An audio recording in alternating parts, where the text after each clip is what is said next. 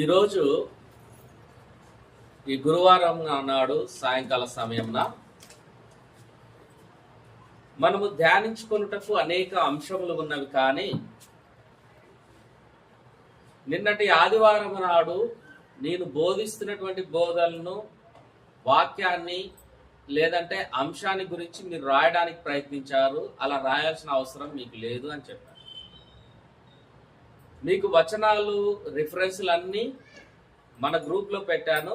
మీకు శ్రద్ధ ఉంటే, నిజంగా ఆసక్తి ఉంటే తిరిగి వాటిని మీ యొక్క పరిశుద్ధ అంటే మీరు ఏదైతే రాసుకుంటున్నారో నోట్స్, లేఖనాల కొరకు, వాక్యం కొరకు ప్రత్యేకించి ఒక నోట్స్ రాసుకుంటున్నారు కదా, దాంట్లో రాసుకోమని చెప్పాను. ఇప్పుడు ఉదాహరణకు నేను ఇక్కడ వాక్యం చెబుతున్నాను, వివిధ పుస్తకాల్లో నుంచి వివిధ రిఫరెన్సులు నేను చెప్తాను. చెప్పినప్పుడు ఇప్పుడు ఉదాహరణకు ఒక మాట నేను చెప్పాలనుకున్నాను. ఫిలిప్పీలకు రాసిన పత్రిక 1వ అధ్యాయము 7వ వచనము అని అంటాను. ఇప్పుడు మీరు ఏం చేస్తారు? ఫిలిప్పీలకు రాసిన పత్రిక 1వ అధ్యాయం 7వ వచనం అని పక్కన పెడతారు, కానీ వచనం రాస్తారా? అలా రాసిరనుకో ఇక్కడ నేను చెప్పేది మిస్ అవుతుంది. ఒకవేళ రాస్తున్నారే అనుకో, మీరు అందించేది నాకు మిస్ అవుతుంది. ఎందుకు? ఇక్కడ నేను నా ముందర నేను తీసి చదువుతాను, కానీ ఇక్కడ అందించే వారి ద్వారా 1-2 సార్లు మీ చుట్టుపక్కల ఉన్న వారు కూడా చదివినట్టుగా అనిపిస్తుంది. రాయడం వల్ల మీకు ఉపయోగమే, కాదనను. కానీ రాయడం కంటే మీరు శ్రద్ధగా విని ఆలకించడంలోనే మరీ ఉపయోగం ఉంటుంది. రాయడం అంటే గ్రూప్లో పెడతాను, ఇప్పుడు మెసేజ్ అంతా అయిపోతుంది, నేను చెప్తాను, ఆ రిఫరెన్స్లన్నీ అడిగితే నేను ఇయ్యనా? ఖచ్చితంగా మీకు ఇస్తాను. అందుకే ఇక మీరు అడగరు, మీరు రాయాల్సిన అవసరం లేదని చెప్పేసి రిఫరెన్స్లతో సహా నేనేం చేశాను, గ్రూప్లో పెట్టేశాను. ఈరోజు వాక్యం శ్రద్ధగా వింటారు, అనుకూలంగా బోధిస్తున్నటువంటి వర్తమానికునికి మీరు అందించగలుగుతారు. సాయంకాలం నాడు పడుకునే ముందు కానీ, ప్రార్థన చేసుకునేటప్పుడు కానీ ఒకసారి ఆ మాటలన్నీ మరలా మీరు ఏదైతే నోట్స్ పెట్టుకున్నారో దాంట్లో రాసుకొని మళ్ళొక్కసారి ధ్యానించుకున్నట్లయితే మీకు ఇక ఆ వాక్యం మీద అవగాహన వచ్చేస్తుంది. ఉదాహరణకు మీరు రాస్తే ఎలా రాయాలో తెలుసా? ఒక చిట్కా చెప్తాను, వినండి. నేను కూడా పెద్ద పెద్ద వాళ్ళ క్లాసులకు వెళ్ళా. నన్ను పిలుస్తారు కదా వినడానికని పిలిచినప్పుడు నేను పోయి వాళ్ళు చెప్పిందల్లా రాసుకోను. వాళ్ళు చెబుతుంది శ్రద్ధగా వింటా. ఆ శ్రద్ధగా వినే సమయంలో నాకెందుకో డౌట్ వచ్చింది. ఆ డౌట్ వచ్చింది మాత్రం రాసి క్వశ్చన్ మార్క్ పెట్టేస్తా. మళ్ళీ ఇంకొకటి, అది నాకు కొంచెం సందిగ్ధంగా ఉంది, కొంచెము కొత్తగా అనిపిస్తుంది, దాన్ని కూడా రాస్తా. అంటే పూర్తిగా కాదు, ఆ రిఫరెన్స్ కానీ ఆ మాట కానీ అతను ఏం చెప్పిండో, అతను చెప్పిన మాట కూడా ఇది సరైందా కాదని ఆ మాట రాస్తా, క్వశ్చన్ మార్క్ పెడతా. ఇప్పుడు ఏదో ఆ 2-3 మాటలే రాస్తా నేను, రిఫరెన్స్లు ఉండవు. ఇట్లా డౌట్ ఉన్నాయి, ఆ 2-3 మాటలు నేను ఏదో ఒక సందర్భంలో నాకు అలా కనిపించాయి, చదివిన అనుకో, ఆయన చేసిన బోధ మొత్తం గుర్తొస్తుంది నాకు. రిఫరెన్స్లు ఉంటే గుర్తురాదు, గుర్తుపెట్టుకోండి. రిఫరెన్స్లు ఉంటే గుర్తురాదు. మనకి ఎంత శ్రద్ధగా వింటున్నామో ఆ శ్రద్ధను బట్టి మనకి డౌట్ వచ్చినాయి రాసుకుంటాం. చూసినావా? ఆ డౌట్ వచ్చినాయి చూడండి, ఎమ్మటే అతను చెప్పిన గంట వాక్యం మొత్తం మైండ్లో మళ్ళొక్కసారి రప్పన తిరిగి వచ్చేస్తుంది. అప్పుడు మళ్ళా స్టడీ చేసినట్టు అనిపిస్తుంది. ఇప్పుడు ఆ డౌట్ వచ్చిన దాని మీద నువ్వేం చేస్తావు? మళ్ళా నువ్వు వెతుకుతావు. దాన్ని రీసెర్చ్ అంటారు, దాని ధ్యానం అంటారు, దాని మెడిటేషన్ అంటారు. అలా చదివే వాళ్ళకి వాక్యం మీద మంచి ఎలాంటిది పట్టు దొరుకుతుంది. వాక్యం మీద శ్రద్ధ అనేది దినదినం పెరుగుతుంది. అంతేగాని నేను చెబుతుంటే రిఫరెన్స్లు రాసుకొని అవి రాసుకుంటే ప్రయోజనం లేదు. మీరు వినేటప్పుడు మీకు కలిగిన డౌట్లు ఏమైనా ఉంటే ఆ నోట్స్లో రాసుకోండి, డేట్ వేయండి, అంశాన్ని రాయండి, శ్రద్ధగా వినండి. అరే ఇలా చెప్తున్నాడేంటి అని చెప్పేసి ఎమ్మటే నేను చెప్పే వాటిలో డౌట్ ఉంటే రాసుకోండి. అది నన్ను తర్వాత అడగండి, మీకు అడిగే స్వేచ్ఛ ఉంది. అది ఆదివారం బోధ చేసినప్పుడు కానీ, ఇలా గురువారం నాడు జరుగుతున్నటువంటి క్లాసుల్లో కానీ మీరు ఏం విన్నారో అవి మిమ్మల్ని అడగమని, ఏమర్థమైందో చెప్పమని నేను చెప్పను. కానీ మీకు ఏ సందేహం ఉందో మాత్రం ఖచ్చితంగా మీరు చెప్పాల్సిందే. కొన్ని చోట్ల విన్నారు కదా, ఏమర్థమైంది, నువ్వు చెప్పానంట. అవసరం లేదు. మీకేం డౌట్ ఉంది అన్నోడు సబ్జెక్ట్ ఉన్నాడు. నాకు అర్థమైంది డౌట్ ఉందా అంటే డౌట్లు కాదు, నీకు అర్థమైంది చెప్పానంటే అది సరైందేనా? సరైంది కాదు. కాబట్టి మీకేమన్నా అర్థమైంది, ఏదన్నా క్వశ్చన్ మార్క్ అనిపించింది, డౌట్ కనిపించింది అంటే అది మీరు రాసుకోండి. సందర్భం వచ్చినప్పుడు దాన్ని మీరు ప్రశ్నించండి. మొదటగా నన్ను అడిగే ముందు మీరు రీసెర్చ్ చేయండి, దాన్ని అది చెప్పింది కరెక్టా అని చెప్పేసి మీరు ఒక్కసారి రీసెర్చ్ చేయండి. అప్పుడు సబ్జెక్ట్ మీద మీకు పూర్తి అవగాహన. అందుకే వాక్యం అనేది నోట్సుల్లోనో బుక్కుల్లోనో రాయబడేది కాదు. మీకు సికింద్రాబాద్ తీసుకొని వెళ్తా, అక్కడ బైబిల్ భవన్ ఉంటుంది. ఎన్ని ఫ్లోర్లు ఉంటాయో తెలుసా? పుస్తకాలే, రాసినటువంటి పుస్తకాలు, రాయబడినటువంటి పుస్తకాలు కొన్ని ఫ్లోర్స్ ఉంటాయి. ఫస్ట్ ఫ్లోర్, సెకండ్ ఫ్లోర్, అట్లా ప్రతిది ర్యాక్ పెట్టి చుట్టూ లైబ్రరీ ఉంటుందో అట్లుంటుంది. అన్నిటికీ మూలం ఇది కాదా? ఆ పుస్తకాలు అన్ని ఎన్ని తెచ్చుకున్నాను చదువుతావు చెప్పు నువ్వు ఇప్పుడు? అది చదవాలంటే ముందు దీని మీద అది కాస్తో కూస్తో నీకు అవగాహన ఉండాలి. అప్పుడు నువ్వు అది చదువుదానికి అర్హత పొందుతుంది. లేదంటే నీకు దీని మీద అవగాహన లేదనుకో, అవతలవాడు ఏం చెబితే అదే రైట్. అవతలవాడు ఎస్ అంటే ఎస్ఏ, నో అంటే నో. ఎందుకు? అయ్యగారి మీద నీకు నమ్మకం, దీని మీద కాదు. ఇప్పుడు నీకు అయ్యగారికి నీకు మధ్య, అయ్యగారికి నీకు వాక్యానికి మధ్య ఎవరు వచ్చేసి? ఇప్పుడు వ్యక్తి వచ్చేసి. వ్యక్తి రాకూడదు, నువ్వు వాక్యమే. అయ్యగారు సపోర్ట్, గైడెన్సే, అంతే. ఏ సేవకుడైనా, ఏ బోధకుడైనా, ఏ సువార్థికుడైనా గైడెన్సే, నడిపించేవాడే. కాబట్టి ఈరోజు నేను మీతో పంచుకోవాల్సినటువంటి వాక్యం ఏంటంటే, మీరు వాక్యమును ఎలా చదవాలే అనే విషయాన్ని చెబుతూ ఒక కొత్త అంశాన్ని మీకు పరిచయం చేయబోతున్నాను. ఇది ధ్యానించడం వల్ల ఒక కొత్త విషయాన్ని మీరు తెలుసుకున్న వారు అవుతారు. అడిషనల్ గా అసలు వాక్యం అంటే ఇలా చదవాలనా అనేది కూడా మీకు అర్థమైంది. అప్పుడు మీరు ఇంటికాడ కూర్చొని అప్పుడు ఏ అధ్యాయమైనా తీయండి, ఏ ఒక్క పత్రిక కానీ, ఏ ఒక్క ప్రవక్తల గ్రంథాన్ని కానీ మీరు తీసి చదివినప్పుడు శ్రద్ధ వచ్చేస్తుంది, ఆసక్తి వచ్చేస్తుంది. ఏదో ఫార్మాలిటీగా 2వ అధ్యాయం 2వ వచనం ఇంతవరకు చదివినాయి చాలే, ఓహో ఈ అధ్యాయంలో ఇన్ని వచనాలు ఉన్నాయి, ఈ ఏడ చదువుతాం, చిన్న అధ్యాయం చూసుకో, ఇలాంటి బాధలు అవసరం ఉండదు. ఏ అధ్యాయం అయినా సరే, ఏ యొక్క పత్రికలైనా సరే, సువార్తలైనా సరే, అక్కడి నుంచి మీరు చదివితే దాని మీద మీకు పరిపూర్ణంగా అవగాహన ఉంటే చాలు. అలా చదవండి, ఇక జీవితంలో మీరు వాక్యాన్ని మర్చిపోరు. అది ఆ రిఫరెన్స్ ఎక్కడుందో తర్వాత సంగతి అది దొరుకుతుంది ఖచ్చితంగా. మైండ్ లో వాక్యం ఉన్నప్పుడు ఎక్కడికి పోతుంది? ఇప్పుడు మత్తయి సువార్త 16:18 ఉంది అనుకో, అది నాకు గుర్తులేదు 16:18 అని, కానీ మరియు నీ పేతురు ఈ బండ మీద నా సంఘంను కట్టుదనేది మాత్రం స్ట్రాంగ్ గా గుర్తుంది. చాలా అన్నాక అది అప్పుడు అది గుర్తున్నప్పుడు ఆ రిఫరెన్స్ అనేది ఎక్కడున్నా నేను పట్టుకోలేస్తా. అలా ఉండాలి వాక్య ధ్యానం. కాబట్టి ప్రియమైనది, ఈరోజు ఫిలిప్పీలకు రాసినటువంటి పత్రిక మొదటి అధ్యాయమును చదువుతున్నాము. మొదటి అధ్యాయంలో కొన్ని వచనములు వీలైనంత వరకు, ఇప్పుడు 7:15 అవుతుంది, మరి ఆ 7:30 వరకు మనము ధ్యానిద్దాం, సరిపోతుంది 30 గంట. ఇప్పుడు ఫిలిప్పీలకు రాసిన పత్రిక పైన ఏమన్నుంది చిన్న అక్షరాలతో? అపోస్తులైన పౌలు ఫిలిప్పీలకు రాసిన పత్రిక. అది కానీ మనం ఎప్పుడైనా అపోస్తులైన పౌలు మీద కాన్సన్ట్రేషన్ చేస్తామా? పెద్ద అక్షరాలుగా ఫిలిప్పీలకు రాసిన పత్రిక, దాని మీదనే కాన్సన్ట్రేషన్ చేస్తాం. అంటే కింద మాటను చదువుతాము కానీ పై మాట చదవట్లే. ఇప్పుడు పై మాటను కూడా మనం కన్సిడర్ చేస్తే మాట ఎంత బాగుందో చూడండి. అపోస్తులైన పౌలు ఫిలిప్పీలకు రాసిన పత్రిక ఎంత బాగుంది, నిండుదనం వచ్చేసిందా లేదా? కింద మాటని చూస్తే ఫిలిప్పీలకు రాసిన పత్రిక బాగుందా? సగం ఏదో కట్ చేసినట్టుగా లేదు. ఇప్పుడు ఇలా చూస్తే పై మాట కూడా చూస్తే అపోస్తులైన పౌలు ఫిలిప్పీలకు రాసిన పత్రిక ఎంత నిండుతనం వచ్చింది. 2 మాటలు అనే ఉన్నాయి, కానీ మనం ఒక మాట మీదనే గురి పెడతాం ఎప్పుడు. రోమీలకు పత్రిక అంటాం, కానీ పైన చూడండి అపోస్తులైన పౌలు రోమీలకు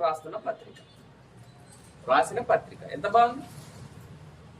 కాబట్టి మనము పైన మాటనే కాదు, కింద అధ్యాయంలో ఉన్నటువంటి వచనాలను కూడా ఆ విధంగానే చదవాలి.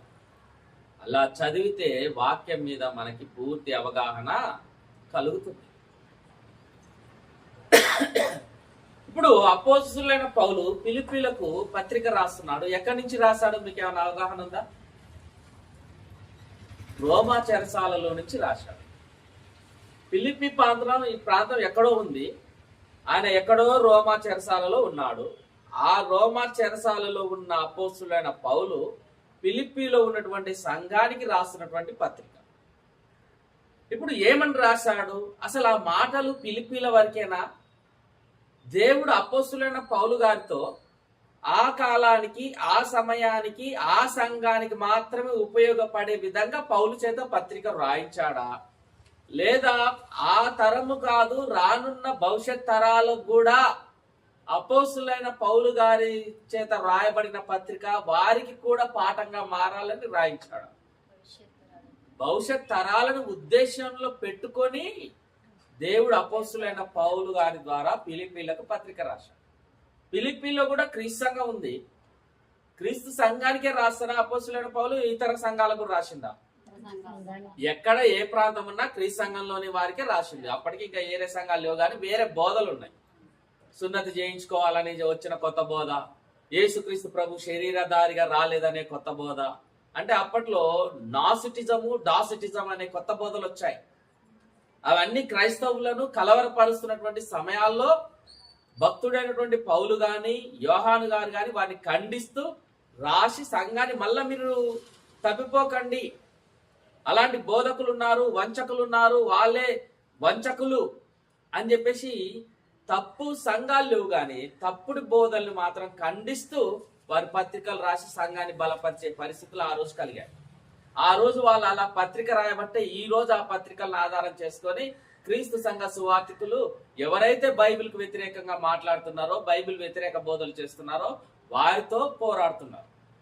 వీటిని ఆధారం చేసుకొని అపోస్తలులు రాసినటువంటి పత్రికలను ఆధారం చేసుకొని, ప్రవక్తలు రాసినటువంటి గ్రంథాలను ఆధారం చేసుకొని, కాబట్టి దేవుడు ఏది రాయించినా అది భవిష్యత్ తరాలను ఉద్దేశంలో పెట్టుకునే ఏ పనైనా చేశాడు, కానీ ఆ ప్రస్తుత కాలమును ఉద్దేశించి మాత్రమే కాదు.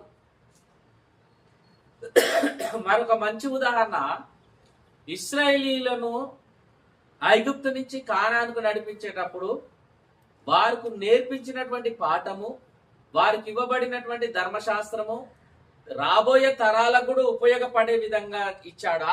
లేకపోతే ఐగుప్తు నుంచి కానాను చేరే అంత వరకే ఉపయోగపడే విధంగా రాయించాడా? భవిష్యత్ తరాలకు కూడా ఉపయోగపడే విధంగా దేవుడు రాయించాడు మోషే ప్రవక్త ద్వారా.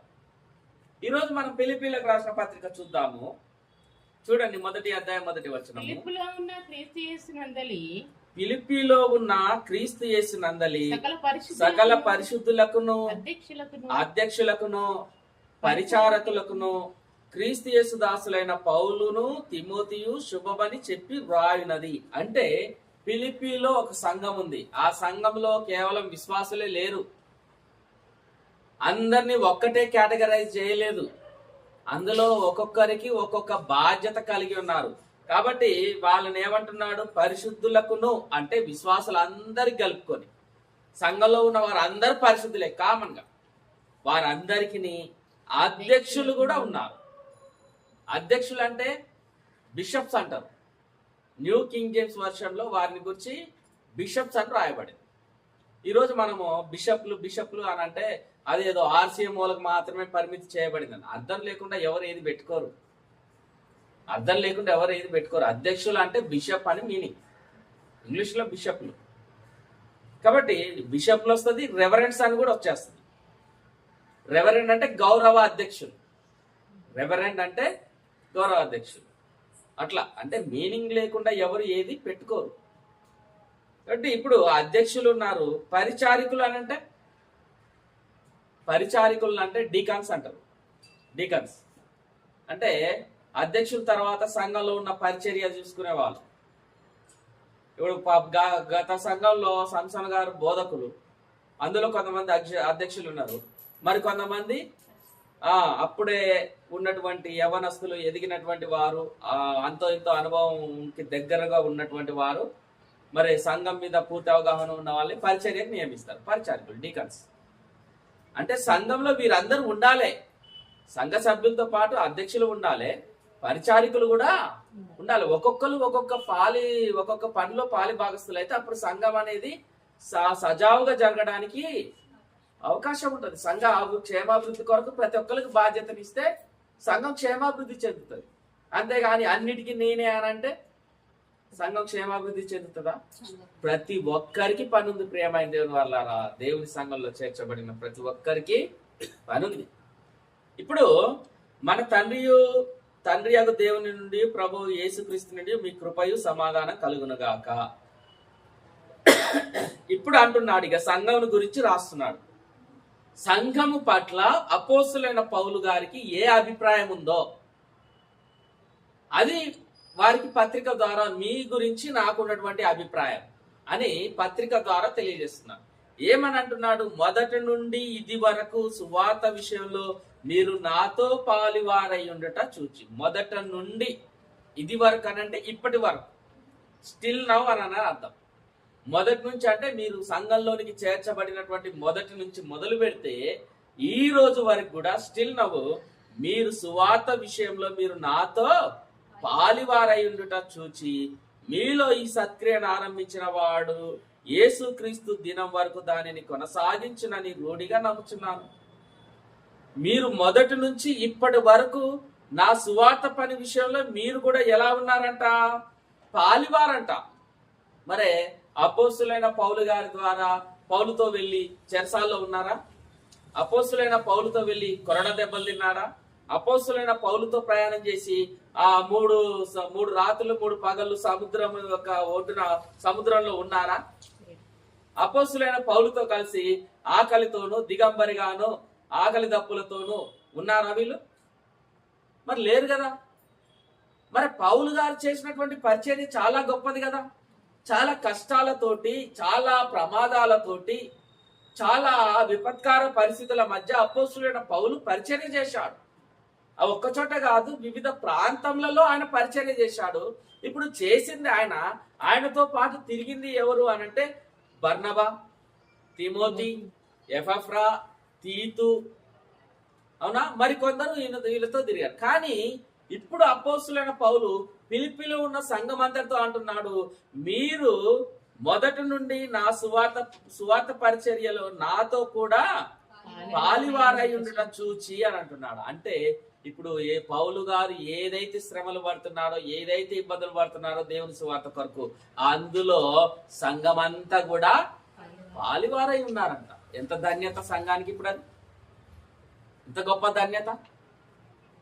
ఎందుకు ఎలా పాలివారై ఉన్నారో చూడండి. పాలివారై చూచి మీలో ఈ సత్క్రియను ఆరంభించిన వాడు యేసుక్రీస్తు దినం వరకు దానిని కొనసాగించునని రూఢిగా. ఎప్పుడు మీలో ఈ సత్క్రియ ఆరంభమైంది? దేవుని ద్వారా మీలో ఈ సత్క్రియ ఆరంభమైంది. ఆరంభించబడినటువంటి ఈ సత్క్రియ ఎప్పటి వరకు ఉండాలని కోరుకుంటున్నాడు? యేసుక్రీస్తు దినము వరకు దానిని కొనసాగించునని రూఢిగా నమ్ముచు. అంటే యేసుక్రీస్తు ప్రభు దినం వరకు అనంటే మీరు చెప్పండి. ఇప్పుడు యేసుక్రీస్తు ప్రభు యొక్క రెండో రాకడ వచ్చేంత వరకు మీరు ఏదైతే నా సువార్త పరిచర్యలో మీరు పాలు పంపులు కలిగి ఉన్నారో, మీలో ఈ సత్క్రియను ఆరంభించినటువంటి దేవుడు మీకు కలిగినటువంటి ఈ సత్క్రియ ఏదైతే ఉందో ఆ యొక్క పాలు పంపుల్లోనూ మీకు కలిగినటువంటి ఈ సత్క్రియల్లోనూ ఎప్పటి వరకు ఉండాలనంటే యేసుక్రీస్తు ప్రభు దినం వరకు అని అన్నాడు. యేసుక్రీస్తు ప్రభు దినం అంటే ఏమిటి? యేసుక్రీస్తు ప్రభు యొక్క రెండో రాకడ అంత వరకు, యేసుక్రీస్తు ప్రభు రెండో రాకడ వచ్చేంత వరకు మీకు కలిగినటువంటి ఈ యొక్క పాలు పంపుల్లో ఎలాంటి కుడికి గాని ఎడమకు కానీ తొలగిపోకండి. మొదటి నుంచి మీరు ప్రారంభించినటువంటి ఈ సత్క్రియ ఏదైతే ఉందో అది క్రీస్తు ప్రభు దినం వరకు మీరు కొనసాగిస్తారని రూఢిగా నేను నమ్ముచున్నానంటే, మరి ఇప్పుడు యేసుక్రీస్తు ప్రభు రాకడ సమీపించలేదు, అవునా? మీరు క్రీస్తు రాకడ వరకు అనే కదా అర్థము. యేసుక్రీస్తు దినం వరకు అంటే క్రీస్తు రెండో రాకడ వరకు. మరి రెండో రాకడ వరకు మీరు అలాగే ఉండమని చెప్పేసి పౌలు అన్నాడు, సంఘానికి తెలియజేశాడు. మరి ఇప్పుడు యేసుక్రీస్తు రెండో రాకడ రాలేదు, పౌలు ఉన్నాడా? సంఘం ఉందా? ఆ సంఘస్థులు ఉన్నారా? మరి యేసుక్రీస్తు రెండో రాకడ వరకు అని చెప్పేసి ఎందుకు రాశాడు? చనిపోయేంత వరకు దాన్ని కంటిన్యూ చేయాలి. అర్థమైంది ఎంత మర్మం ఉందో ఈ మాటల్లో. అందుకే యేసుక్రీస్తు ప్రభు యొక్క రెండో రాకడ ఎప్పుడు, ఎక్కడ అని కాదు, ఎప్పుడు, ఏ సందర్భంలో, పగలా రాత్ర, ఎప్పుడు, వానాకాలమా చలికాలమా, ఎప్పుడు సంభవిస్తుందో మనకు తెలియదు. కానీ రేపే ఆయన రాకడా, మరుసటి రాత్రే, ఈ రాత్రే ఆయన రాకడని అంత సిద్ధపాటుతో మనం ఆ పని చేయాలి. అది విశ్వాసుల యొక్క లక్షణము. ఇప్పుడు యేసుక్రీస్తు రెండో రాకడ వరకు మీరు ఈ పనిలోనే కొనసాగించమన్నాడు. క్రీస్తు రాలేదు, వారు లేరు. ఇప్పుడు సంపూర్ణంగా వారు పని చేసినట్ట, అసంపూర్ణంగా చేసినట్ట? సంపూర్ణంగా చేసినట్టే. అందుకే నేను ఒకసారి మా సంసన్ పాస్టర్ బాగా నచ్చిన మాట నేను ఆ రోజు అన్నా. ఎప్పుడు అనంటే, ఫస్ట్ టైం నాకు వాక్యం ఇచ్చిన సందర్భం December 25th సండే వచ్చింది. సండే వచ్చినప్పుడు ఒక మెసేజ్ వాళ్ళ కొడుకు చెప్పాడు, రెండో మెసేజ్ నేను చెప్పాను ప్రభు బల్ల గురించి. చెప్పినప్పుడు ఒకటే మాట అన్నా, అది ఆయన హృదయంలో నాటుకొని మీద సంసన్ పాస్టర్ గారు. ప్రభు వచ్చే వరకు ఆయన మరణమును ప్రచురించుదురు అనే మాట చెప్పాను. చెప్పి ఏమన్నా, ప్రభు వచ్చే వరకు ఆయన మరణమును ప్రచురించుదురు. ఒకవేళ ప్రభు రాకడ ఆలస్యం అయితే ప్రభు వచ్చేంత వరకైనా, లేదా మనం ఈ లోకం నుంచి వెళ్ళిపోయేంత వరకైనా మనము క్రీస్తు సువార్తను ప్రకటించాలి అని చెప్పారు. ప్రభు రాకడ వరకైనా, లేదా మనం ఈ లోకం నుంచి వెళ్ళిపోయాం. ఇప్పుడు అపోస్తులైన పౌలు చెప్పిన మాట అదే, ప్రభు దినం వరకు మీరు ఆ పనిలో కొనసాగించండి అని మీరు ఉంటారని రూఢిగా నమ్ముచున్నానంటే, ఇప్పుడు వారు లేరు అంటే చనిపోయే అంత వరకు ప్రభు కొరకు కనిపెట్టారు. వారి పనుల్లో లోపం లేకుండా అపోస్తులైన పౌలుకు సహకరించారు. చెప్పిన పౌలు లేడు, విన్నటువంటి ఆ ఫిలిప్పీ సంఘం వారు లేరు. కానీ పని మాత్రం సాగుతూనే ఉంది. అది అంటే ఆ మాట కాడ మనం ఆలోచించినప్పుడు, ప్రభు దినం వరకు మీరు కొనసాగించునని రూఢిగా నమ్ముచున్నానంటే అక్కడ ఆగాలే, కొద్దిసేపు ఆలోచించాలి. మరి ప్రభు దినం రాలేదు కదా, మరి ప్రభు దినం వచ్చేంత వరకు మీరు ఆ పనిని కొనసాగించమన్నాడు కదా. అక్కడ ఆలోచించాలి. ఆలోచనలోనే అక్కడ వాక్యం మన హృదయంలో వెళ్ళిపోతుంది. పరిశీలనతోటే, పరిశోధనతోటే వాక్యం మన హృదయంలో ఉంటుంది. కానీ పుస్తకాలలో రాయడం ద్వారానో, లేకపోతే వేరే బోధకుడు చెప్పడం ద్వారానో ఒక వాక్యం రాదు. ఒకవేళ వస్తే ఏముంటుంది తెలుసా, ఈ బోధ బాగుంది, ఈ బోధకుడు ఇవాళ చాలా బాగా చెప్పిండు, రిఫరెన్స్లు అన్ని రాసుకున్నా, ఇదే వాక్యం తీసుకుపోయి పలానా ఊర్లో చెప్తా, పలానా చోట చెప్తా, ఇక అంతే. అప్పుడు నీకు ఎట్టుంటది అంటే, ఈ చెవు నుంచి ఈ చెవుకు పోయినట్టే ఉంటది. అది నీకు ఈ చెవు నుంచి ఈ చెవుకు పోయేంత వరకు ఇక్కడ పెట్టుకుంటావు. ఈ నుంచి పోయిందా కథం, నీకు ఆ వాక్యం మీద పట్టు ఉండదు, అవగాహన ఉండదు. వాక్యం బాగుంది అంతే, అందులో సారం నీకు అర్థం కాలే. ఇదే వాక్యాన్ని నేను పలానా చోట చెప్తే నాకు మంచి పేరు వస్తుంది అంతే, నీకేం ఎక్కలే, నీకేం అర్థం కాలే. వాక్యం ఉన్నది మనల్ని మనం బుద్ధి చెప్పుకోవడానికి, ముందు మనల్ని మనం సరిదిద్దుకోవడానికి, కానీ అవతలకు బోధించడానికి కాదు. అవతలకు ఊరికే బోధించడానికి ధ్యానించొద్దు. ముందు మనము బోధించుకోవడానికి ధ్యానించుకోవాలి వాక్యం. అంతేగాని రిఫరెన్స్లు రాసుకొని మస్తు ఉంది లెసన్, ఈసారి నాకు అవకాశం వస్తే ఇదే పాఠం చెప్తా, చెప్పు, వద్దనను, మంచిదే, కానీ చెప్పడానికి వినియోగించుకోకు దేవుని వాక్యాన్ని అంట. కేవలం చెప్పడానికి వినియోగించుకోకు, నేర్చుకోవడానికి, నేర్చుకున్నది ఇతరులకు బోధించడానికి అప్పుడు వినియోగించు. మొదటిగా నీకు వినియోగించుకో అని అర్థం. ఇప్పుడు ఏమంటున్నాడు తర్వాత ప్రార్థనలో, ఇప్పుడు మనం వాక్యానుసారంగా పరిశీలిస్తే గనక, క్రీస్తు దినం వరకు దాన్ని కొనసాగించిన రూఢిగా నమ్ముచున్నాను గనక మీ అందరి నిమిత్తము నేను చేయి ప్రతి ప్రార్థనలో ఎల్లప్పుడూ సంతోషంతో ప్రార్థన చేయొచ్చు. నేను మిమ్మల్ని జ్ఞాపకం చేసుకున్నప్పుడల్లా నా దేవునికి కృతజ్ఞతాస్తుతులు చెల్లిస్తున్నాను. 3 నుంచి 6 వచనములు కలిగినటువంటి ఈ మాట నిజంగా ఆలోచించండి. అపోస్తులైన పౌలు గారు ఫిలిప్పీ సంఘమును గుర్తు చేసుకున్నప్పుడల్లా బాధపడ్డా, సంతోషించాడా? ఇక్కడ చూడండి, ఇక్కడ చదవండి, ఏమంటున్నాడు? ప్రతి ప్రార్థనలో ఎల్లప్పుడూ సంతోషంతో ప్రార్థన చేయొచ్చు, మిమ్మల్ని జ్ఞాపకం చేసుకున్నప్పుడల్లా నా దేవునికి కృతజ్ఞతాస్తుతులు. వారు ఫిలిప్పీ సంఘము గుర్తొచ్చినప్పుడల్లా, అయ్యా భలే సంఘాన్ని ఇచ్చావు నాకు, భలే విశ్వాసులు ఇచ్చావు, నీ వాక్యంలో బహుగా వాడబడుతున్నారు. ఇలాంటి సంఘస్థులు నాకు నా వెంట ఉన్నప్పుడు, నేను పరిచర్యలో కొనసాగడానికి వారు సహకరిస్తున్నప్పుడు ఇక నేను ఎందుకే ఆధైర్యంగా ఉంటానయ్యా? ఆ సంఘాన్ని అంతగా దీవిస్తున్నందుకు నీకు కృతజ్ఞతాస్తుతులు తండ్రి అని ఎంత సంతోషంతో ఆ సంఘాన్ని గురించి ప్రార్థిస్తున్నాను. అంటే బోధకుడికి మనం ఎలా ఉన్నాము, బోధకుడు యొక్క మైండ్ లో ఉద్దేశంలో అనేది ఇక్కడ మనకు అర్థం కావాలి. ఫిలిప్పీ సంఘమును గురించి ఆలోచించినప్పుడు ఆయన సంతోషిస్తున్నాడంట. వారి విషయంలో ప్రార్థన చేసినప్పుడల్లా దేవునికి కృతజ్ఞతాస్తుతులు చెల్లిస్తున్నాడు.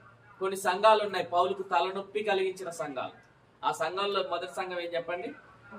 కొరింథీ సంఘం. అంతేకాదు దెసలోనికలకు రాసిన దెసలోనిక సంఘానికి కూడా కొంచెం ఇబ్బందులు కలిగాయి. మొదటి పత్రికల్లో వారిని చాలా విమర్శిస్తూ రాశాడు. రెండో పత్రికల్లో వారు సరిదిద్దుకున్నారో ఏమో గాని ప్రతి విషయంలో వారిని అభినందిస్తూ రాశాడు. మొదటి రాసిన పత్రికల్లోనేమో వారి తప్పులు, వారు చేస్తున్నటువంటి పనులను వాటన్నిటినీ ఖండిస్తూ రాశాడు.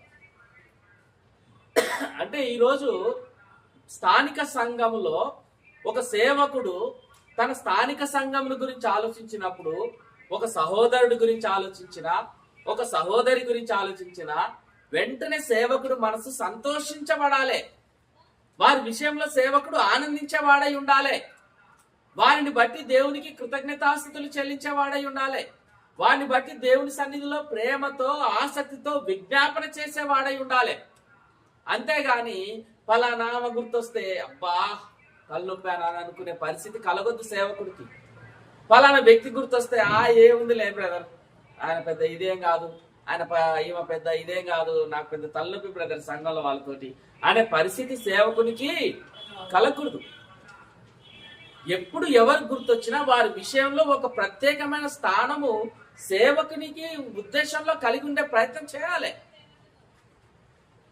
సేవకుడి కళ్ళ ముందు కనపడుతున్నటువంటి సేవకుడి హృదయాన్ని మీరు దోచుకోలేకపోతుర్రే, స్థానాన్ని సంపాదించుకోలేకపోతుర్రే. కంటికి కనపడని దేవుని సన్నిధిలో, దేవుని హృదయంలో, అంత గొప్ప దేవుని సన్నిధిలో, నీ తల వెంట్రుకలు కూడా లెక్కించే దేవుని సన్నిధిలో ఇక మీరు ఎలా స్థానం సంపాదించుకోగలుగుతారు? నాకు మీ గురించి అరకొరనే అవగాహన, కానీ ఆయనకు మీ గురించి నడినెత్తి నుంచి అరికాల వరకు ఆయనకు తెలియంది ఏది లేదు. నీ భూత వర్తమాన కాల భవిష్యత్తులో నువ్వేందనేది ఆయన నీకు వేసి చూపిస్తాడు. నాకే అరకొర తెలిసిన నా మనసులోనే మీ స్థానాన్ని సంపాదించుకోలేకపోతే సర్వోన్నతుడైన దేవుని మనసులో మీ స్థానాన్ని ఎలా పొందగలుగుతారు? దేవుని సేవల్లో కొనసాగుతున్నటువంటి పరిచారికుడే మీ విషయంలో బాధపడుతుంటే, పరిచర్యకు ముందుకు కొనసాగలేకపోతుంటే, ఇక మీ విషయంలో అతనికి సంతృప్తి లేకపోతే దేవునికి ఏం సంతృప్తి ఉంటుంది? అందుకే దేవుడు మంచి మాట రాయించాడు, అది పంపించబడిన వారు ప్రకటించు వారు పంపబడని ఎడల వారు ఎట్లు ప్రకటించెదరు? ప్రకటింపబడని వారికి వారు ఎట్లు, వినని వారిని గురించి వారు ఎట్లు ప్రార్థించగలరు? కాబట్టి ఈయన సువార్త విషయమై ముందుకు సాగు వాడి పాదములు ఎంతో సుందరములై ఉన్నవి అని అన్నాడు. అంటే ప్రకటించువాడు ఉన్నాడు, కానీ ప్రకటించువాడు పంపబడని ఎడలా వారు సువార్త ఎలా ప్రకటిస్తారంటే, ఇప్పుడు అపోస్తులైన పౌలు ప్రకటించువాడా, పంపించేవాడా?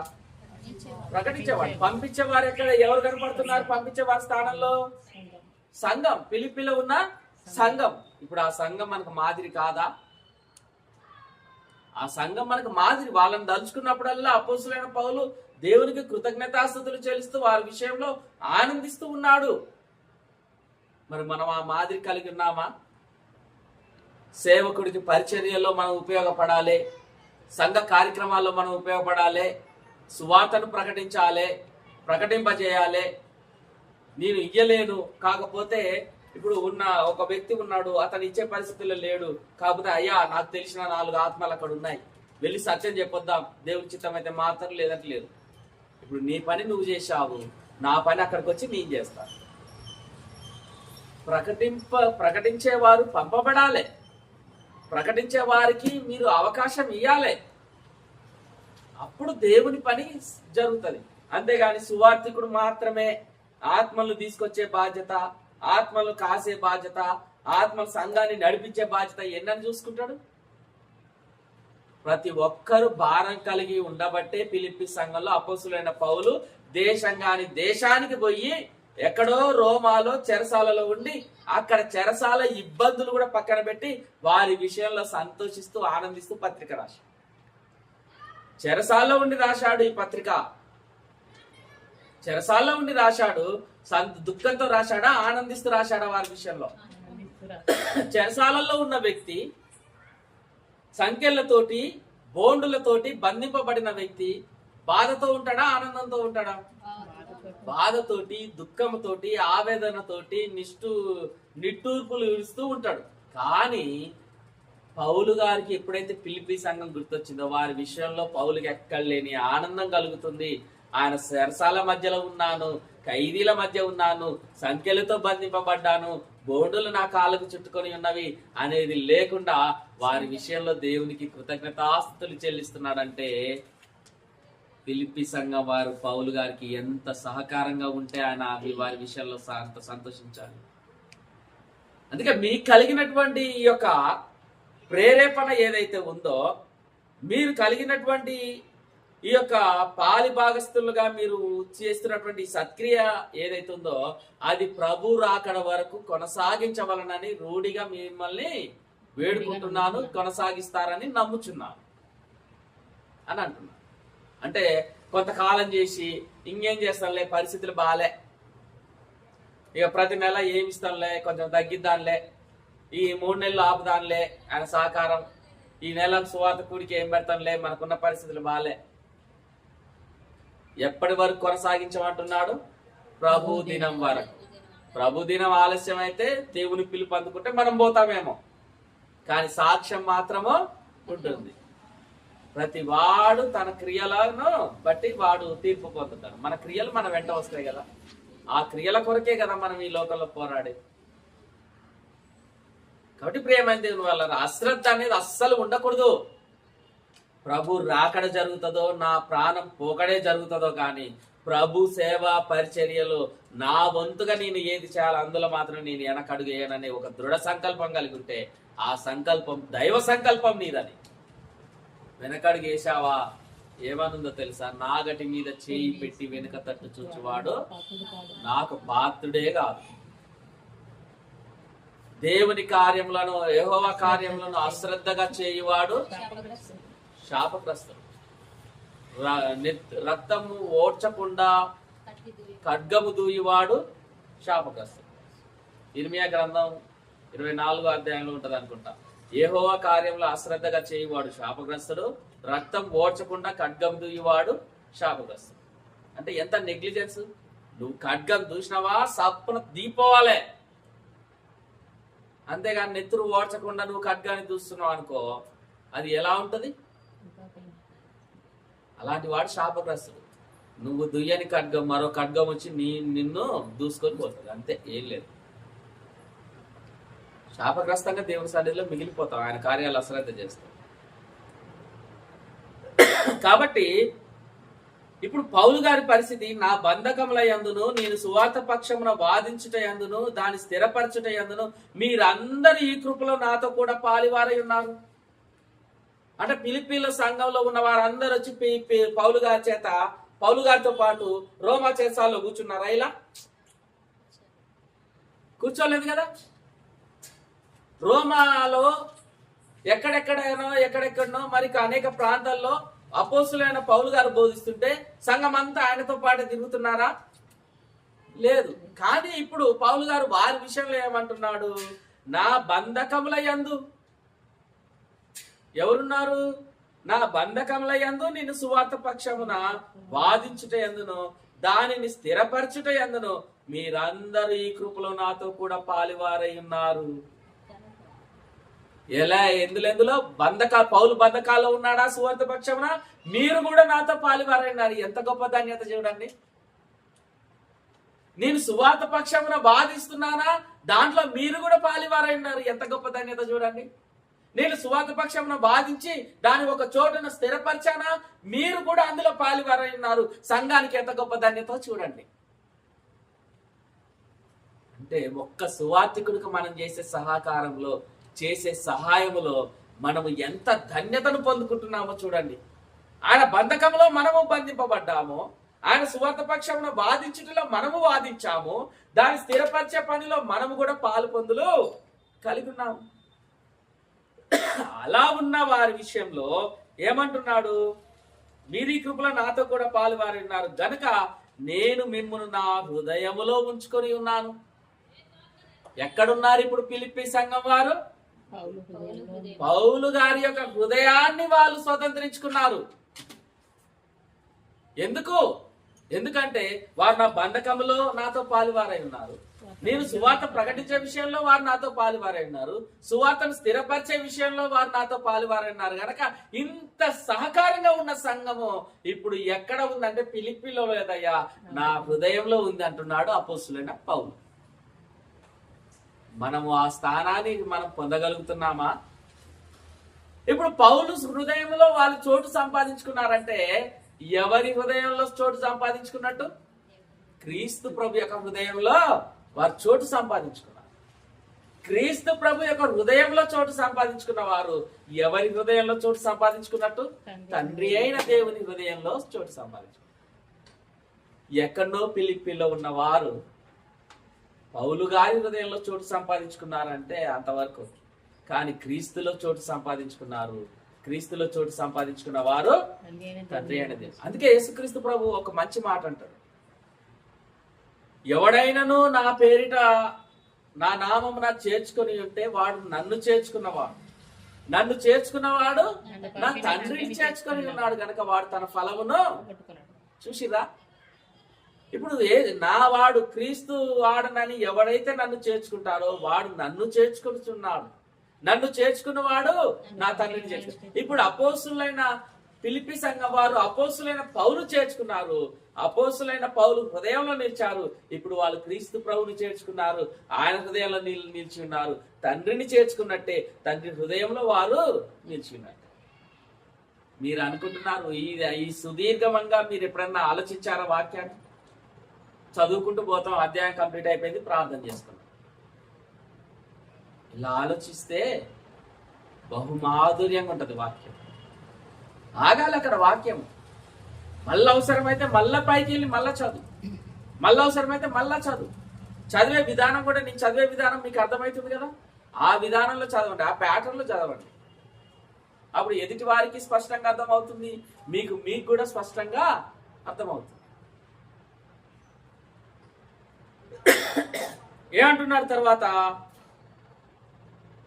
ఏమంటున్నాడు? ఇందుచేత మీ అందరిని గూర్చి ఇలాగు భావించుట నాకు ధర్మమే. నేను తప్పుగా భావించట్లేదు, మిమ్మల్ని గొప్పగా పొగుడుతున్నందుకు ఇది మీకేదో మిమ్మల్ని పొగుడుతున్నట్టు కాదు, ఇది ధర్మమే. మిమ్మల్ని గురించి ఇలా భావించుట అతిశయం కాదు, ధర్మమే. గొప్పలకు పోవడం కాదు, ఇది ధర్మమే. మిమ్మల్ని అందలా లెక్కేయడం కాదు, ఇది ధర్మమే. ఎందుకు? క్రీస్తు ప్రభు అన్నాడు, నా పేరిట ఎవడైనాను అల్పులలో ఒకవాడిని చేర్చుకుంటే వాడు నన్ను చేర్చుకున్నవాడు, నన్ను చేర్చుకున్నవాడు నన్ను పంపిన నా తండ్రిని చేర్చుకున్నవాడు అని అన్నాడు. కాబట్టి ఇది ధర్మమేనా? అవును, క్రీస్తు బోధన బట్టి కూడా మనం ఆలోచిస్తే ఇది ధర్మమే అని మనకు అర్థమవుతుంది. కాబట్టి ప్రియమైన దేవుని వాళ్ళారా, క్రీస్తు యేసు యొక్క దయారసమును బట్టి మీ అందరి మీద నిన్ను ఎంత ఆపేక్ష కలిగి ఉన్నానో దేవుడే నాకు సాక్షి. సంఘమును గురించి సేవకుడికి అంత ఆపేక్ష ఉండాలి. నేను మీకు చెప్పసక్యం కాదు, చెప్పినా అది అతిశయోక్తిగా ఉంటది. మిమ్మల్ని గూర్చి నేను ఎంత అపేక్ష కలిగి ఉన్నానో అది మీకు చెప్పిన అర్థం కాదు, దానికి నా దేవుడే సాక్షి అంటున్నాడంటే ఎంత గొప్ప ధైర్యం ఉంటే ఆ మాట అనాలే. ఎంత నిష్పక్షపాతంగా ఆ సంఘముల గురించి మాట్లాడితే ఆయన అంత ధైర్యంగా మాట్లాడాలి, దేవుని సాక్ష్యంగా పెట్టాలి. తనకున్న ఉద్దేశమును వారికి చెప్పసక్యం కావట్లేదు, ఆ చెప్పసక్యం కాని మాటలకు ఆయన ఒక్కటే మాట అంటున్నాడు, అది నేను చెప్పసక్యం కానిది మీ మీద నాకున్న అపేక్ష, దానికి దేవుడే సాక్షి. అంటే దేవుని తీసుకొచ్చి సాక్ష్యం పెడుతున్నాడంటే వీరికి అపోస్తులైన పౌలుకి ఎంత అపేక్ష ఉంది ఆ సంఘం మీద, ఎంత స్థానాన్ని సంపాదించుకున్నారు అపోస్తులైన పౌలు యొక్క హృదయం. మనకి వీళ్ళు మాదిరి కాదా ప్రియమైన దేవుడు? ఈరోజు ఆనాడు ఫిలిప్పీలో ఉన్న సంఘము మొదటి శతాబ్దంలో ఉన్నటువంటి సంఘము ఈరోజు 20వ శతాబ్దంలో మనకి మాదిరి కాదా? ప్రతి ఒక్కరికి మాదిరిగా ఉండడానికే దేవుడు అపోస్తులైన పౌలుని చెరసాల్లో కూర్చోబెట్టి ఈ పత్రిక రాయించాడు. నాతో ఒక సహోదరుడు అంటున్నాడు, అతను నిన్ను బండి మీద పోతున్నాము, అసలు పౌలు గారు ఏం ప్రయాణాలు చేశాడు బ్రదర్, అక్కడ ఇక్కడ అసలు భలే పరిచర్య చేశాడు, ఆయన ఇంకా చెరసాల్లో ఉన్నాడు బ్రదర్, అసలు ఇంకా చెరసాలలో కూడా చాలా ఏళ్ళు ఉన్నాడంటే నేను ఒకటే మాట, ఆయనని దేవుడే చెరసాల్లో వేయించాడని చెప్పి. ఎందుకు? ఆయన చెప్పుకుంటూ పోతే చెప్పుకున్నట్టు పోయినట్టే అవుతుంది. చెరసాల్లో వేస్తే పత్రికలు రాయడానికి అతనికి వీలుంటుంది. అతని చేత పత్రికలు రాయించడానికే దేవుడు అతన్ని కావాలని చెరసాల్లో వేయించాడు. ఆయన చెప్పుకుంటూ పోతే ఇక పత్రికలు ఆడుంటాయి. కాబట్టి పత్రికలు రాయించడానికే ఆ రాయించిన పత్రికలు పొందుపరిచి ఈరోజు మనకి దేవుడు అందించాడు. అందుకే చెరసాల్లో వేశాడు. కాబట్టి ప్రియమైన దేవుని వల్ల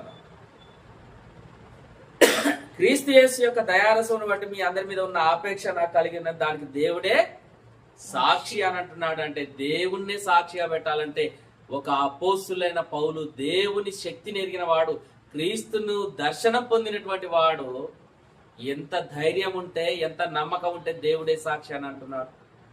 అంటే ఆయన చెప్పింది సంఘాన్ని పొగిడే మాటలు కాదు, సంఘాన్ని ఉబ్బించే మాటలు కాదు, సంఘం కొరకు లాభాపేక్షతో రాస్తున్నటువంటి మాటలు కాదు. అదే మాటలు అయితే దేవుణ్ణి సాక్ష్యంగా పెట్టేవాడు కాడు.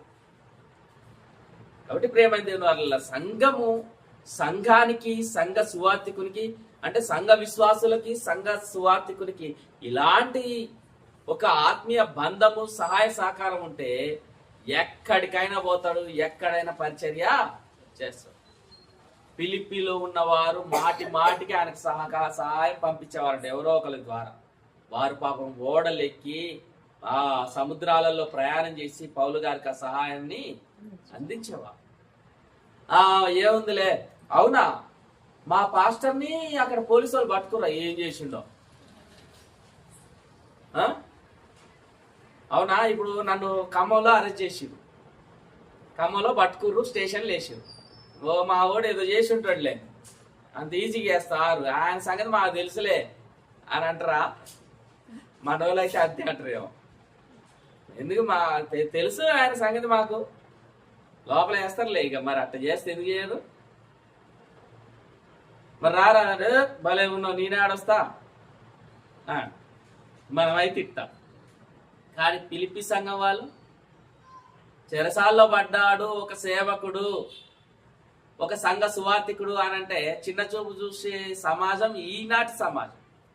కానీ ఆనాడు మాటికి ఆయనకి సహకారాన్ని పంపించేవారు. చెరసాల్లో ఉన్నా కూడా ఆయన వదిలిపెట్టలే, చెరసాల్లో ఉన్న వారిని కూడా ఆయన వదిలిపెట్టలే. సంఘము నేను ఇక్కడి నుంచి వెళ్ళిపోయాను, ఏ ఆంధ్రానో కాకినాడనో విజయవాడలోనో సువార్త పని చేస్తున్నాను, ఎవరో ఒక బోధకుడిని అప్పుడప్పుడు ఒక ఆయన ఇక్కడ నాకు 4-10 మంది బోధకులు తెలుసు, నేను అక్కడ ఆ సువార్త పనిచేసి అక్కడ సంఘాన్ని ప్రారంభించాలి, అక్కడ దేవుడు నాకు చూపించినాను అనుకున్నా చేస్తున్నా. నేను బ్రదర్ ఈ ఒక వారం మీరు పోండి అనంట, ఇంకో వారం ఇంకొక ఆయన వస్తాడు. ఇప్పుడు మీరు ఎట్లుండాలి? ఓ ఆయన పోయి ఆడ పరిచర్య చేస్తా మేము వచ్చి ఇక్కడ కూర్చోవాలంట.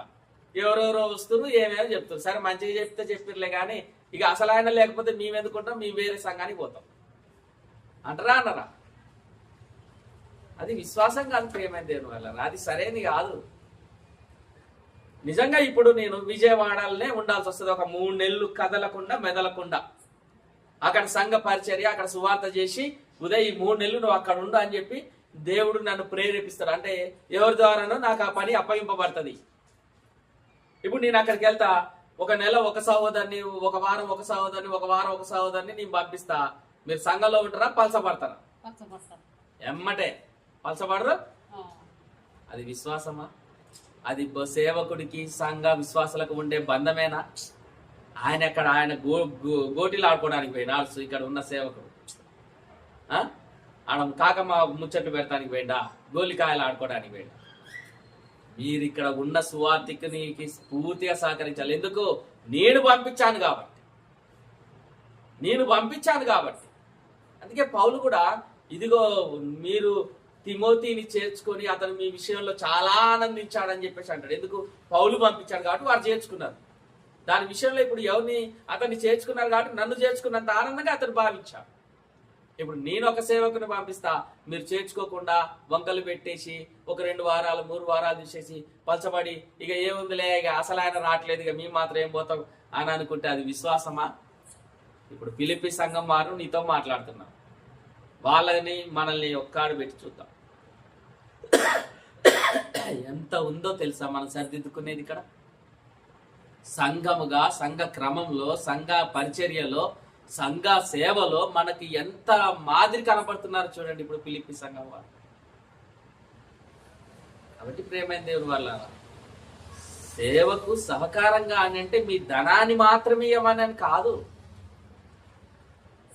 మీరు అవసరమైతే మీరు ఒక ముచ్చట్లు పెట్టుకుంటున్నారనుకో, ఒక 3 ఉన్నా సరే మీ సేవకుడిని తీసుకుపోయి ఆ 3కి వినిపించే ప్రయత్నం చేయాలి. లేదు అని అంటే పాస్టర్ గారు ఈరోజు మరి ఎటుపోతున్నారు, ఎటన్నా పరిచయం అయిపోతే చెప్పండి, నేను కూడా వస్తా తోడుగా అనాలి. అలా ఎమ్మటి తిరిగే ప్రయత్నం చేస్తే మీరు అతని పనిలో పాలివారవుతారు.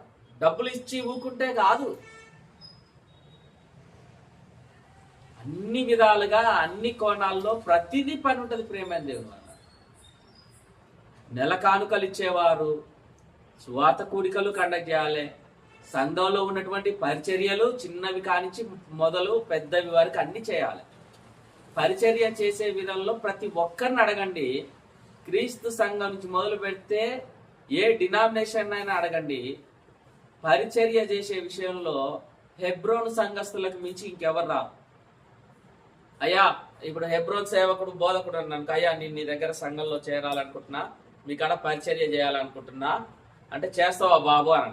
చేస్తా అయ్య గారు, నేను చేస్తా, మీతో ఏమిటంటే అక్కడ చీపిరాను బకెట్ ఉంది, పోయి ఆ 4 బాత్రూమ్లు గడిగి రాపో అంటాడు.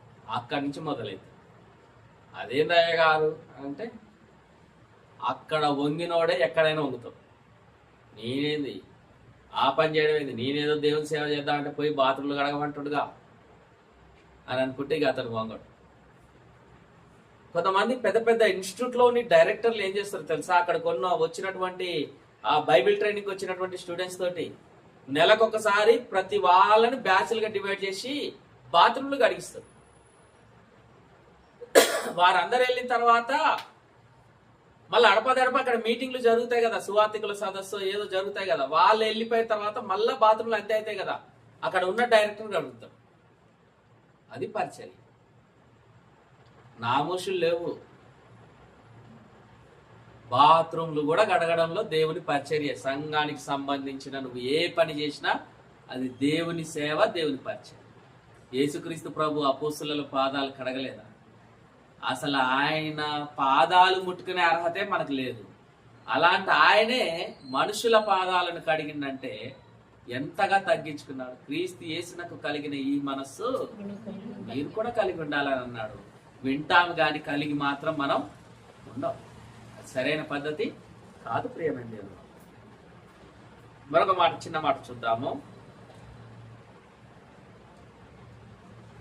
మరొకటి 9వ వచనం, మీరు శ్రేష్టమైన కార్యములు వివేచింపగలవారగుటకు మీ ప్రేమ తెలివితోనూ సకల విధములైన అనుభవ జ్ఞానముతోనూ కూడినదై అంతకంతకు అభివృద్ధి పొందవలననియు, ఇందువలన దేవునికి మహిమయు స్తోత్రమును కలుగునట్లు మీరు యేసు క్రీస్తు వలన నీతి ఫలములలో నిండుకొనిన వారై క్రీస్తు దినమునకు నిష్కపటులను నిర్దోషులను కావాలని ప్రార్థించున్నాను. మళ్ళా చెప్తున్నాడు, మీలో ఈ కార్యసిద్ధి కలిగింపబడినటువంటి మీరు క్రీస్తు దినం వరకు కొనసాగించవాలని మీరు రూఢిగా నమ్ముచున్నాను. మళ్ళా ఇక్కడ క్రీస్తు దినాన్ని మెన్షన్ చేసింది. ఏ విషయంలో క్రీస్తు దినాన్ని అంటే శ్రేష్టమైన కార్యములను వివేచింపగలుగుటకు. ఏంటి శ్రేష్టమైన కార్యములు? సువార్త పనికి ఉపయోగపడే ఏ కార్యములైనా సరే, దేవుని వాక్యము ప్రబలమవుటకు ఏ కార్యములైనా సరే, ఇందాక నేను చెప్పినట్టు బాత్రూములు కడగడం మొదలుకొని సంఘాన్ని ఊడవడము, సంఘంలో ఉన్నటువంటి చైర్లను సిద్ధపరచడము, వాటిని తుడవడం, ఆ నుంచి మొదలుకుంటే నువ్వు స్టేజి మీద నిలబడి వాక్యం బోధించే వరకు ఏది చేసినా అది శ్రేష్టమైన కార్యమే. కాబట్టి మీరు ఏమైనా శ్రేష్టమైన కార్యములను వివేచింపగలవారగుటకు ఎలాంటి కార్యాల మీద మీ వివేచన ఉండాలి? అది సంఘము మీకు ఆలోచనలోకి వచ్చిందంటే సంఘాన్ని గురించిన శ్రేష్టమైన కార్యాలను ఆలోచించే విధంగా ఉండాలి. అంతేగాని సంఘంలో ఉన్న పలానా సహోదరి మనకు అవసరం లేదు, పలానా సహోదరుడు ఇట్లా మనకు అవసరం లేదు, బోధకుడు ఇట్లా అవసరం లేదు. నువ్వు వచ్చింది ఒక గురి మీద. ఏ గురి? ఆయన యొద్దకు వచ్చువాడు ఆయన ఉన్నాడనియు తను వెతుకు వారికి ఫలం దయచేయవాడనియు మీరు నమ్మవలను కదా. విశ్వాసం లేకుండా దేవునికి ఇష్టడై ఉండుట అసాధ్యము. ఆయన యొద్దకు వచ్చువాడు ఆయన ఉన్నాడనియు తను వెతుకు వారికి ఫలం దయచేయ, అది కదా. ఆయనను చూసి నువ్వు వస్తున్నప్పుడు పక్కన ఎలా ఉంటే నీకేంది, ఏమైతే నీకేంది? ఆమె స్వభావం ఎలా ఉంటే నీకేంది, ఏమైతే నీకేంది? పక్కన ఆయన ఎలాంటి వాడైతే నీకేంది, ఏ విధంగా ఉంటేంది? అతనికి ఇచ్చే తీర్పులో నువ్వు పాలు పొందవు కదా, అతని పాపాల్లో 10 నువ్వు పంచుకోలేవు కదా, అతని నీతి క్రియల్లో 10 నువ్వు పొందుకోలేవు కదా. మరి అలాంటప్పుడు నీ గురి నీకు జీవమునిచ్చే నీ క్రీస్తు మీద ఉండాలి, కానీ పక్కన వాళ్ళ మీద ఉండొద్దు. పైగా ఎలా ఉండాలి? నీ వివేచన, నీ ఆలోచన, నీ యొక్క తలంపులు శ్రేష్టమైన కార్యములను గురించి వివేచించదగే విధంగా ఉండాలి. ఏంటిది శ్రేష్టమైన కార్యాలు? ఈ చెత్తంతా పక్కన పెట్టి దేవుని సేవకు నేను ఎలా ఉపయోగపడగలను, దేవుని సేవకు నేను ఎలా సహకరించగలను, సంఘ క్షేమాభివృద్ధి కొరకు నేను ఎలా ముందుకు కొనసాగగలను అనే వాటి మీద నువ్వు ఆలోచన కలిగి ఉండాలి. అది శ్రేష్టమైన కార్యముల గురించి ఆలోచిస్తూ, అలా ఆలోచిస్తూ ఏమి కలిగి ఉండాలంటున్నాడు చూడండి. ఏమి కలిగి ఉండాలి? మీ ప్రేమ తెలివితోను. ప్రేమ ఉండాలి, కానీ అజ్ఞాన సంబంధమైన ప్రేమ కాదు. ప్రేమించాలి, కానీ ప్రేమ ఎలాంటిదై ఉండాలి? కానీ మనం ప్రేమిస్తాం కానీ గుడ్డిగా ప్రేమిస్తాం, అందరినీ నమ్ముతాం కానీ ఎలా నమ్ముతాం? గుడ్డిగా నమ్ముతాం. ఒక్కసారి ఆ నుంచి పడ్డప్పుడు అప్పుడు అర్థమవుతుంది. కాబట్టి ప్రేమించడం తప్పనట్లే, కానీ మీ ప్రేమ ఏ విధమైన ప్రేమ ఉండాలి? ఫిలిప్పీ సంఘానికి ఏమంటే మీ ప్రేమ తెలివితో ఉండాలి. అంత తిక్కలుగా, అంత అజ్ఞానంగా, అవివేకంగా మీరు ప్రేమించడం అంటే అది ప్రేమే కాదు అసలు. మీరు ప్రేమించండి, కానీ మీ ప్రేమ ఎలా ఉండాలి? తెలివితో ఉండాలి. మళ్ళీ ఎలా ఉండాలి? సకల విధములైన అనుభవ జ్ఞానంతో కూడినదై. సకల విధములైన అనుభవ జ్ఞానంతో ఉండాలి, కూడినదై అంతకంతకు అభివృద్ధి పొందవలననియు ఇందువలన దేవునికి మహిమయు స్తోత్రమును కలుగునట్లు మీరు యేసు క్రీస్తు వలన నీతి ఫలంలో నిండుకొనిన వారై అంతకంతకు అభివృద్ధి పొందుతూ దేవునికి మహిమ స్తోత్రములు కలిగే విధంగా ఉండాలి మీ ప్రేమ, మీ జ్ఞానం, మీ వివేచన. అంతేగాని మీ పక్కన వాళ్ళ గురించి కానీ మీ ఎదుటి వాళ్ళ గురించి కానీ వద్దు. అందరినీ ప్రేమించు. సంఘంలో నీ తోటి శరీర సంబంధం, క్రీస్తు యేసు శరీరంలో నీ తోటి అవయవాలు వాళ్ళు. కాబట్టి అందరినీ ప్రేమించు, కానీ ఎలా ఉండాలి? తెలివితో కూడినదై ఉండాలి. తెలివితో కూడినదై. ఎలా మీ ప్రేమ తెలివితో కూడినదై అంతకంతకు అభివృద్ధి పొందుతూ దేవునికి మహిమ స్తోత్రం కలిగే విధంగా ఉండాలి. నీ క్రియ ఎలా ఉండాలి? సంఘంలో ప్రేమ కలిగి ఉండాలి, అనుభవ జ్ఞానంతో ఉండాలి, దేవునికి మహిమను కృతజ్ఞతాస్తుతులు చెల్లించే విధంగా నీ క్రియలు ఉండాలి. మీరు యేసు క్రీస్తు వలన నీతి ఫలంలో నిండుకున్న వారై క్రీస్తు దినం వరకు నిష్కపటులుగా ఉండాలి. తెలివితో ఉండాలి, నిష్కపటులుగా ఉండాలి. పైగా నిర్దోషులను కావాలని ప్రార్థించుచున్నాను. మెచ్చుకుంటూనే హెచ్చరిస్తున్నాడు. అర్థమవుతుందా? మెచ్చుకుంటున్నాడు, మీరు నా సేవలో పాలివారై ఉన్నారని. కానీ మీరు ప్రేమ కలిగి ఉన్నారు.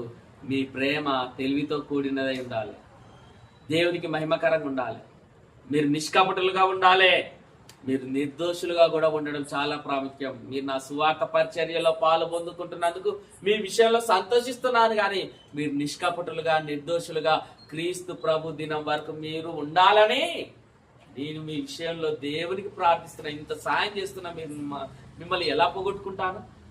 కాబట్టి మీరు నిష్కపటులుగా నిర్దోషులుగా ఉండి ప్రేమ కలిగి తెలివి కలిగిన వారై ఉండి దేవుని రెండో రాకడ వరకు క్రీస్తు దినం వరకు మీరు ఉండాలని మీ కొరకు నేను ప్రత్యేకంగా ప్రార్థిస్తున్నాను అంటున్నాను. కాబట్టి ఫిలిప్పీ సంఘం గురించి అపోస్తులైన పౌలుకి అంత అపేక్ష ఉంది. కాబట్టి ప్రేమైన దేవుని వల్ల కొంతమంది సంఘంలో ఉన్నవారు అందరు ఒక తీరుగానే ఉంటారా? అందరు ఒక తీరుగా ఉండరు. ఒక్క ప్రాంతంలో పనిచేస్తున్నటువంటి సువార్థికులు అందరు ఒక విధంగా ఉంటారా? అందరు కూడా ఒక విధంగానే ఉండరు. కానీ అందరు పౌలు మెచ్చుకునే వారే ఉన్నారనుకుంటున్నారా? పౌలు చెరసాలను బట్టి సంతోషించేవారు కూడా ఉన్నారు. పౌలుకు కలుగుతున్నటువంటి హింసలను బట్టి బాగైందిలే అని అనుకుంటున్నారు. ఆయన ప్రార్థన చేస్తే అంట దయ్యాలు పోతాయంట, ఆయన ప్రార్థన చేస్తే అంటే రోగాలు పోతాయంట, ఆయన చేతి రుమాలు తగిలితే ఎలాంటి రోగమైనా పోతుందంట. మరి పోయి అక్కడ చెరసాల్లో కూర్చున్నాడుగా ఆయన. ఇప్పుడు మీరు అది చేస్తే శాపం, ఇది చేస్తే శాపం అని ఊరికే హెచ్చరిస్తుంటాడుగా. మరి ఆయన పోయి ఎందుకు చెరసాల కూర్చుంటే ఆయన ఏం పాపం చేసిండు? చెరసాలు ఎందుకున్నాడు ఆయన? ఇప్పుడు ఆయన చెప్పమని ఇప్పుడు అనేటోళ్ళు లేరా? పౌలు గారికే ఉన్నారు. పౌలు గారి అరికాలు గోటికి పనికిరా అని నేటి తరం వారికి ఉండరా? చూడండి, వారి విషయంలో కూడా రాస్తూ ఏమంటున్నాడు చూడండి. ఇక్కడ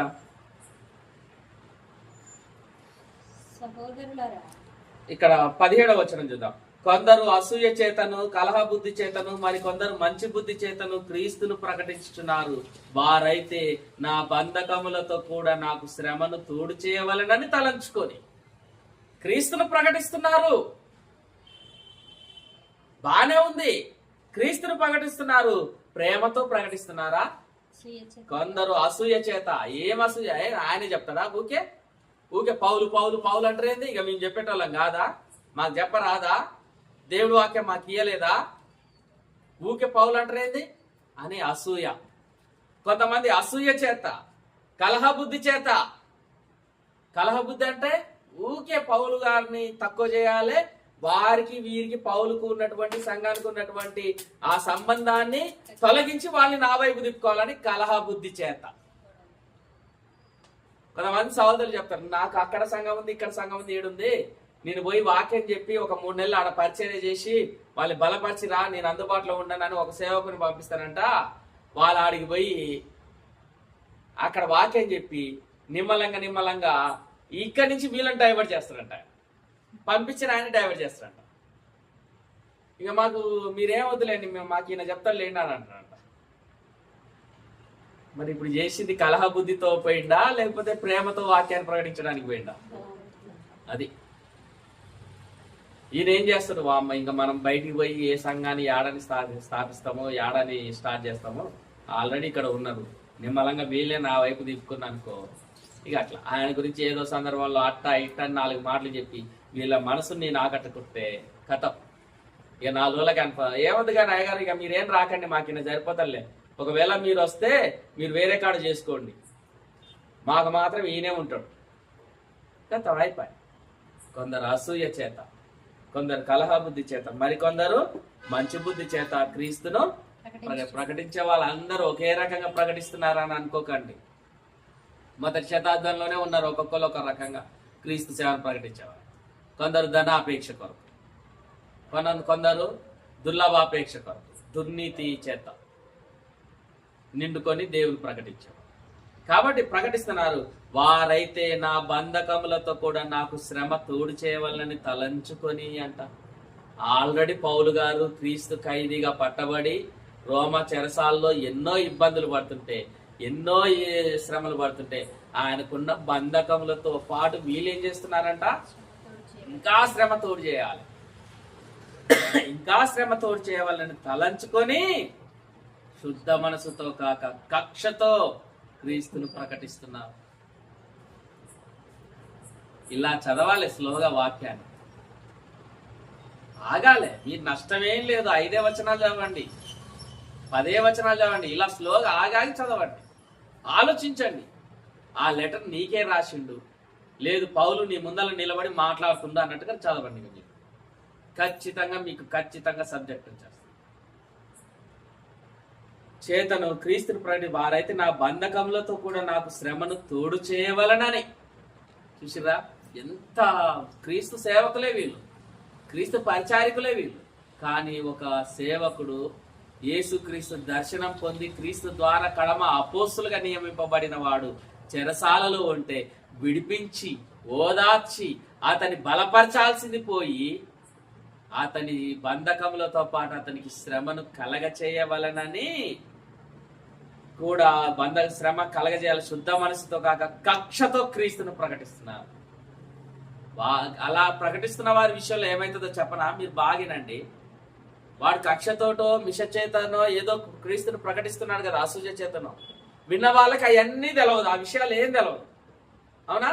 వినే వాళ్ళకి అసలు పౌలుకి వీళ్ళకి మధ్య ఉన్న గొడవలు ఏందో తెలియదు. కానీ సత్యాన్ని ప్రకటిస్తూ క్రీస్తులోనే రక్షణ ఉందని చెప్పి బాప్తిసం పొందిన వాళ్ళు వీలైన పరలోకంలోనికి వెళ్లే అవకాశం ఉంటుంది. కానీ ఇలా కక్ష చేత మిష చేత ప్రకటించే వారికి మాత్రం పరలోకం వెళ్లే ఛాన్స్ ఉంటుందా? ఎట్లుంటది?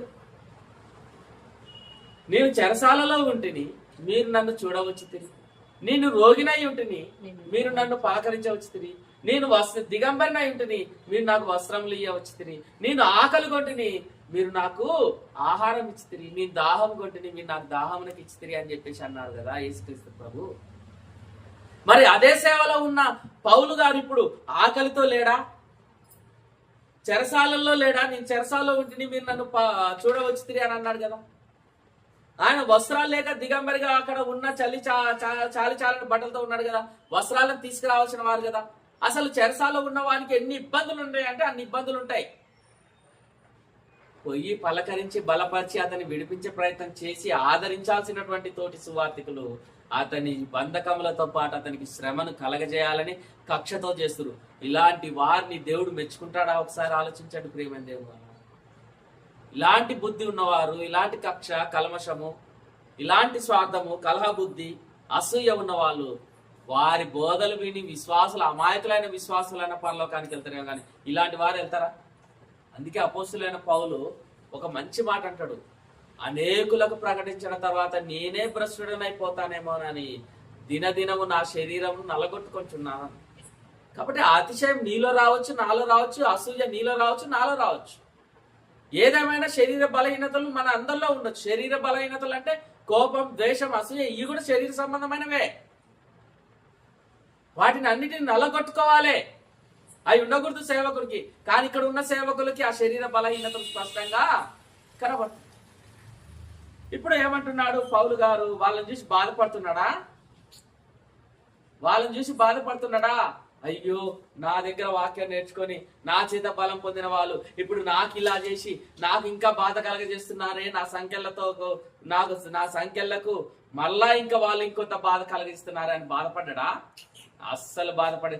నిజంగా దేవుడి సేవకులు, తోటి సేవకులందరూ, తోటి విశ్వాసులందరూ ఎన్ని మాటలన్నా తన గురి క్రీస్తు మీదనే, సత్యం మీదనే ఉంటే వారి మాటలు బట్టి అరకొర బాధపడతాడు. కానీ కృంగిపోడు,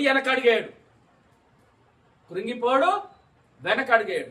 ఈయన మన పౌలు గారి పరిస్థితి చూసి అయితే, వీరైతే నా సువార్త పక్షమున వాదించుట ఎందును నియమింపబడి ఉన్నారని ప్రేమతో ప్రకటించున్నారు. వాదించుటకు నియమింపబడినారని ఎరిగి ప్రేమతో ప్రకటించున్నారు.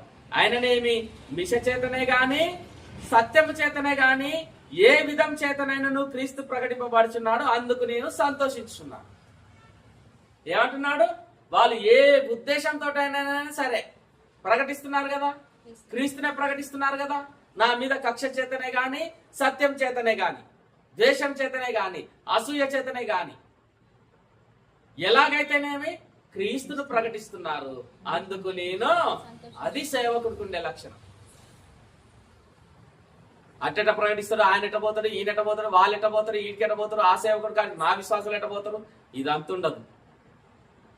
ఎవరు ప్రకటించినా, క్రీస్తు ప్రకటిస్తే ఇంకో సేవకుడు సంతోషిస్తాడు. నిజంగా వాక్యాన్ని నమ్ముకున్నాడు. అయితే కొంతమందికి ఎట్టుంటది తెలుసా? నా విశ్వాసుల కాడికి ఆయన బోధిస్తుండేది, ఇంకోసారి నా విశ్వాసుల కాడికి రావద్దు అన్నాను. వార్నింగ్ ఇచ్చిన సేవకులు ఉన్నారు. ఎవరు కాదు, వెనకున్న ఆయన పోయిందంట. టకటక ఆయనకి ఎవరు ఇన్ఫర్మేషన్ ఇచ్చిందంట.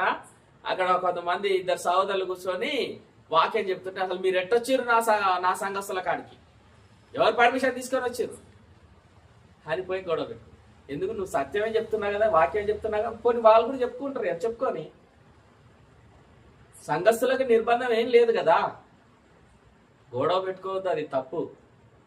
అందుకే నేనేం చేస్తా, ఎక్కడ సువార్తికుడు బ్రదర్ మీ సంఘాన్ని తీసుకురా అంటే వచ్చిన కాడికి నేను తీసుకొని పోతా. నాకు అలాంటి భయం ఉండదు. ఎందుకు, కక్ష చేత గాని సత్యం చేత గాని క్రీస్తును ప్రకటిస్తున్నారు, అందుకు నేను సంతోషిస్తున్నాను. అటు ప్రియమైన దేవుని వల్ల ఫిలిప్పీ సంఘం మనకు గొప్ప మాదిరి. సహకరించే విషయంలో, పౌలు గారి సేవ విషయంలో, ఆయన సంఖ్యలలోనూ, ఆయన బంధకములలోనూ, ఆయన సువార్త ప్రకటించడంలోనూ, దాన్ని స్థాపించడంలోనూ ఫిలిప్పీ సంఘం ఏమై ఉందంట, మీరు నాతో పాటు పాలివారై ఉన్నందుకు మిమ్మల్ని బట్టి దేవునికి కృతజ్ఞతాస్తుతులు. అలా ఉండాలి సంఘం. ఈ మాటలు దేవుడు దీవించినగా ప్రార్థన చేసి. పరిశుద్ధమైన మా కన్న తండ్రి, నీ దాసుడు కడమ అపోస్తులుగా నియమింపబడినటువంటి వాడైన అపోస్తులైన పౌలు గారు తాను ఫిలిప్పీ సంఘానికి పత్రిక రాస్తూ, ఆ సంఘము ఆయనకి ఎంతగా సహకారంగా ఉన్నదో, ఆయన చేసిన ప్రతి పరిచర్యలో కూడా, ఆఖరికి బంధకములో కూడా ఆ సంఘము పౌలు గారితో ఆయన పరిచర్యలో పాలివారై ఉన్నారని చెబుతూ, సంతోషిస్తూ, ఆనందిస్తూ, వారి విషయంలో నీకు కృతజ్ఞతాస్తుతులు చెల్లిస్తూ ఈ పత్రికను రాశారు.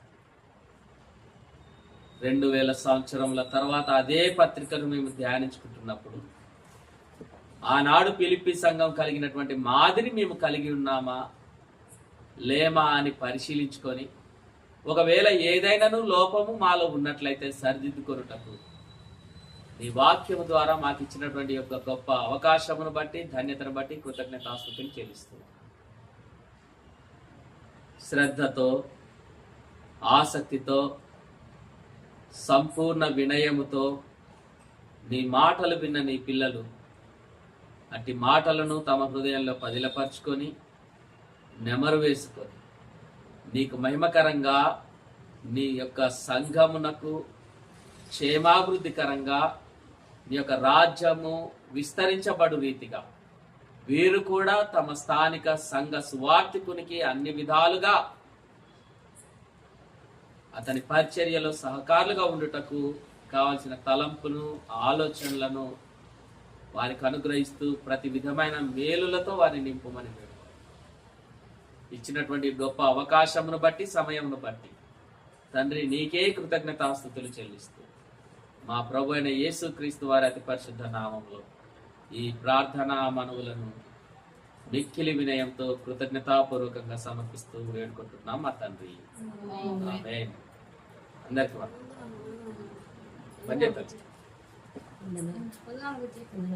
వందనాలు.